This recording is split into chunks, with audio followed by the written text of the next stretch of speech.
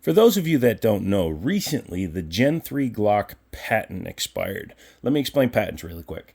A company designs an item, they patent it, then they get a certain amount of time, typically anywhere from 27 to 35 years, in order to profit off of their design. They did the work, they deserve to make the money. During that time, nobody else can make a direct copy of that item. Well, after that time expires, you're allowed to make a copy of it. Everybody calls them clones, but you're making your own version of it, essentially, because you get the designs for free because it becomes public domain, but you have to figure out the metallurgy, the manufacturing processes, all that good stuff. I love how good I am at snapping. But this one is different from the other ones. Now, there's a couple of companies such as Shadow Systems and Zev that decided to go high-end with their Gen 3 Glock clones, and then there's other companies like PSA, Polymer 80, and a few other companies that decided to go down from the cost of a stock Glock. Now, I want to take a look at this Shadow Systems gun and see if maybe going up was the way to go, or did they shoot for the moon and they fell a little bit short. I know Shadow Systems has been producing quite a few guns since the Gen 3 patent expired, but are they going to be here very long? That's always the question we have to ask. This one was provided by Liberty Arms down in Harrisonburg, Virginia. Check them out. I can't link them. It's for sale down there. It's on consignment. And let's go ahead and take a look at the firearm. What we have here is the Shadow Systems MR920L. This is basically the new Glock 49. Forward thinking in a backwards design. Inside the bag, you get 4 mags total, a non-branded gun lock, and I thought there was supposed to be paperwork, but I guess he didn't bring that with him. Pardon me, still getting over my bronchitis. But yeah, as you can see, Shadow Systems, sorry, I felt a coughing fit wasn't appropriate, but Shadow Systems went ahead and did their version of what they thought a perfect Glock is. Now, there's no such thing. Everybody has their own version of what they believe the perfect Glock is. But a lot of the features on this particular one are what everybody wants. So, again, like I said, it's a Glock 19 size frame. A little bit shorter, but actually fits the hand well because of the massive undercut. And it has a Glock 17 length slide on it. You can even see they did the same thing. Has that to get to the front sight post and an extended dust cover so that the spring is the same as a 19. This gun is slightly different from a regular 17 in that it is not only a 17 length on a 19, but it also has a compensator. This is a real compensator. It's more effective than the slide-mounted compensators that you see on like the SIG Max X Comp Macro or the 1911s that have them built into it. Does that mean that this is more effective? A little bit. A little bit.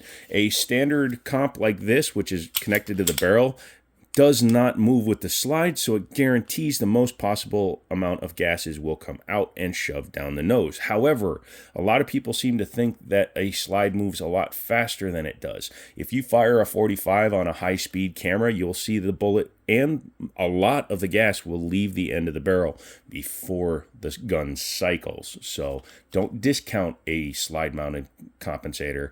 Just know that these are a little bit better. This one is definitely on there very nicely.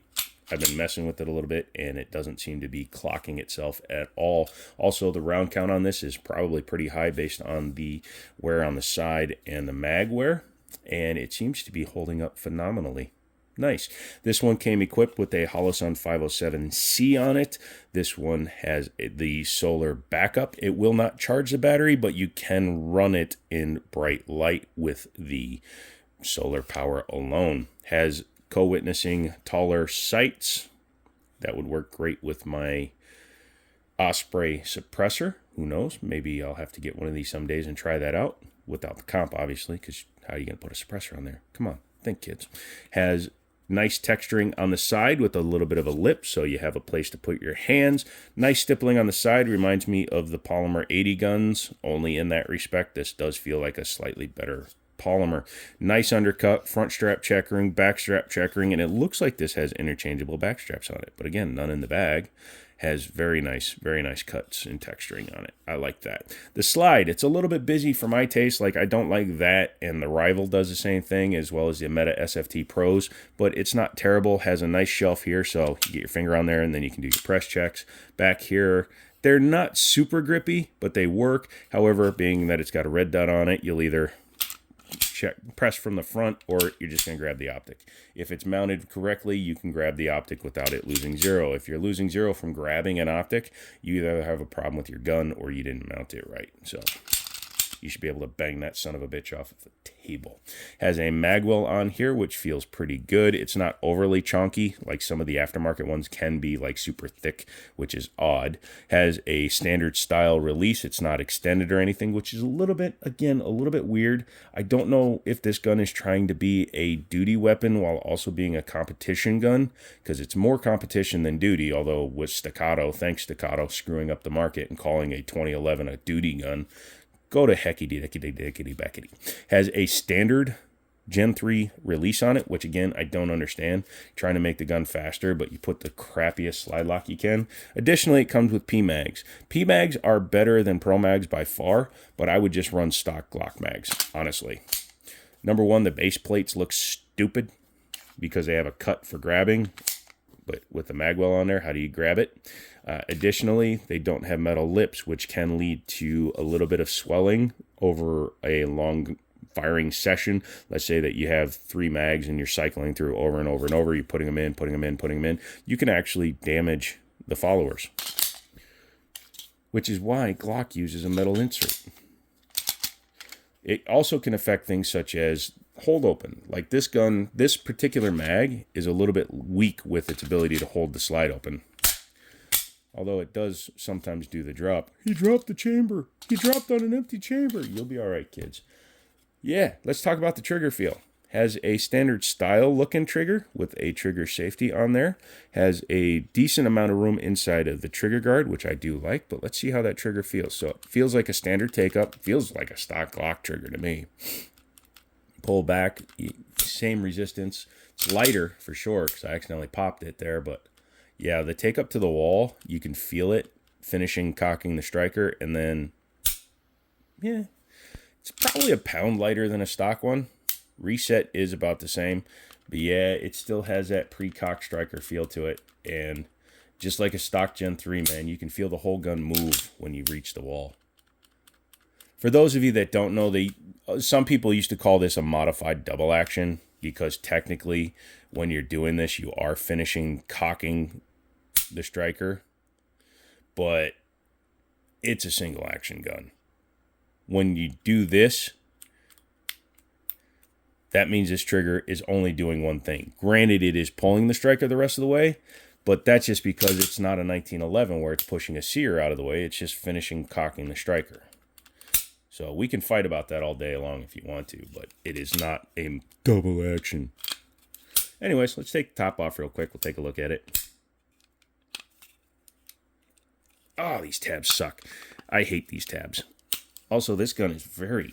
What the hell? Okay. Well, let's try that again.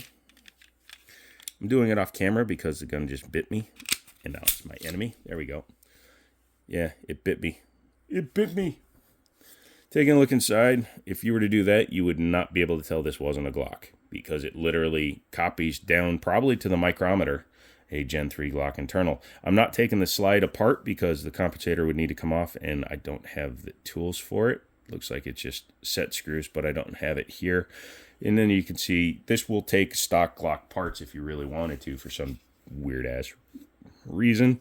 This has the stock style Gen 3. There are companies out there that manufacture a drop-in portion here for all of this, which is a little stupid because then you eliminate some of your aftermarket ability. But yeah, otherwise this is all stock Gen 3 stuff. You could take anything out of this lower and put it into a regular Gen 3 Glock. Although you wouldn't want to because it feels just like one. So yeah, not bad. Let's go ahead and reassemble it. Go ahead and grab your slide, which is obviously the heavy part, and your frame. And go ahead and slide her on.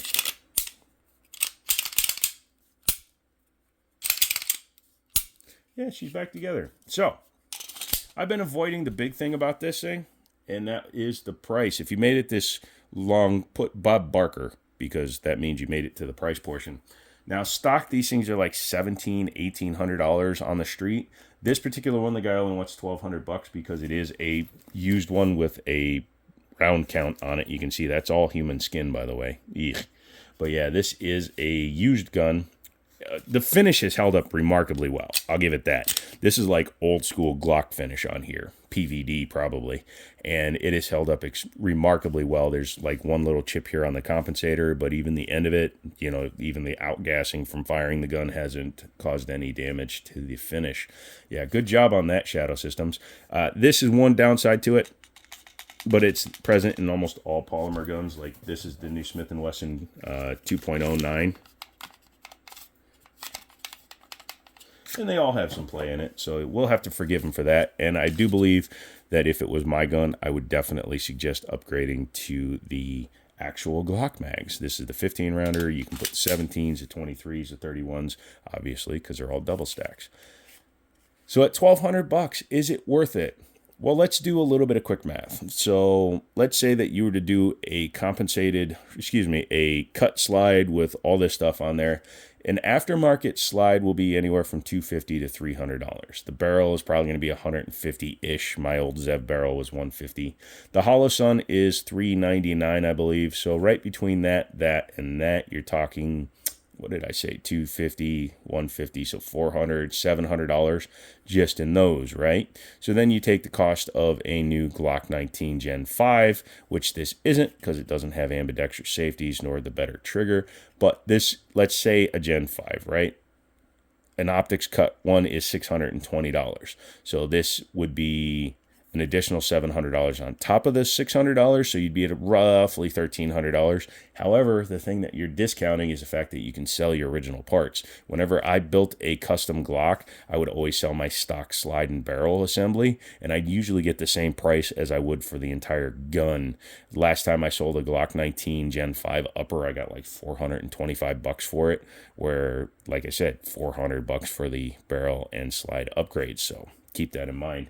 So you could duplicate this gun and probably come in at about $800, or you can get a manufacturer built one for a lot more. That's where I fall flat on this particular gun. It's too expensive in my opinion. But I didn't want to bag on the gun itself. I think the gun is fine. It's better. It got a lot of stuff that I would put on a Glock if I were building one. And in fact, I have built several Glocks very similar. But again, my versions of the Glocks always come in at under $800. If they could find a way to build this gun and sell it for $850, they'd have a winner on their hands. But they can't because they're a clone. Let me know if you like it. Leave me a thumbs up, all that good stuff. Come back for another video. And as always, I'll talk to you later.